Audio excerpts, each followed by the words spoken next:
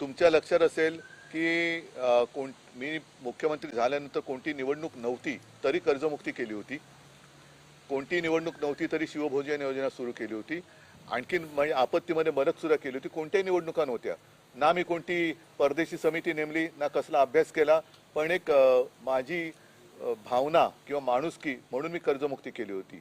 आता सुद्धा जो लढा उभारायचा आहे तो लढा ही याची सुद्धा आठवण करून देतो की काही वर्षांपूर्वी ह्या विमा कंपन्या ज्या आहेत, आताची मला परिस्थिती कशी माहिती नाही, पण त्यावेळेला विमा कंपन्यांचे जे दलाल होते ते शेतकऱ्यांकडनं ते हप्ते म्हणजे त्याला हप्ता म्हणतात ते घ्यायचे. आता मध्ये सरकारने 1 रुपयात पीक विमा योजना काढली होती, ती रद्द केली.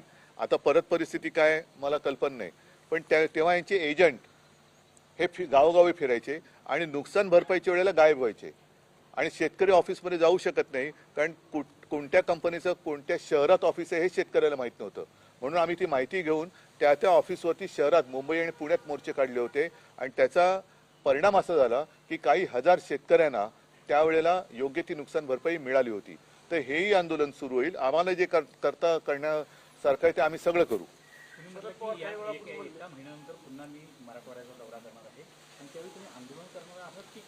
नाही, आता म्हणून मी शिवसैनिक आणि शेतकऱ्यांना एक विनंती केली की तुम्ही पहिला दगाबाज सरकारचा पंचनामा करा.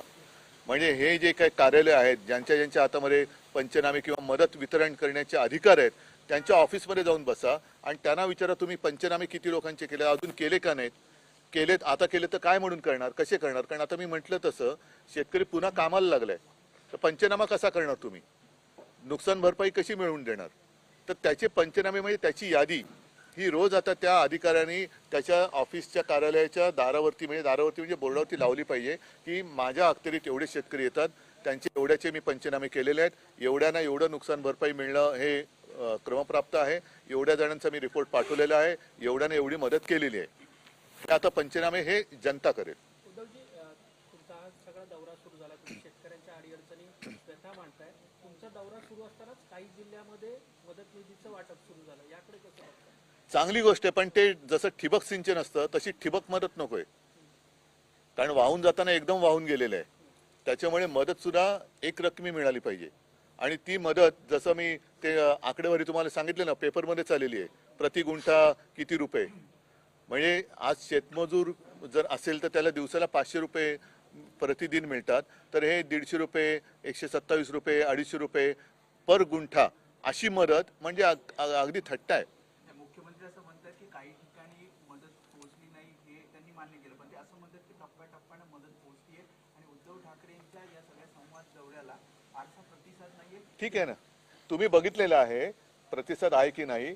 त्यांना मुख्यमंत्र्यांना बिहारमध्ये कसं कळणार महाराष्ट्रात काय चाललंय.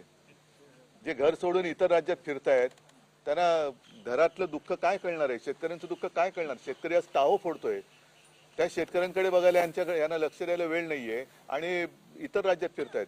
पहिलं महाराष्ट्र माझं घर आहे ही भावना त्यांच्या मनात नसेल तर त्यांनी याची सुद्धा थट्टा करणं याच्यासारखं मी काय म्हणेन दुर्दैवी प्रकार नाहीये. म्हणजे ही महाराष्ट्रातल्या स्वतःच्या घरातल्या शेतकऱ्यांची थट्टा आहे.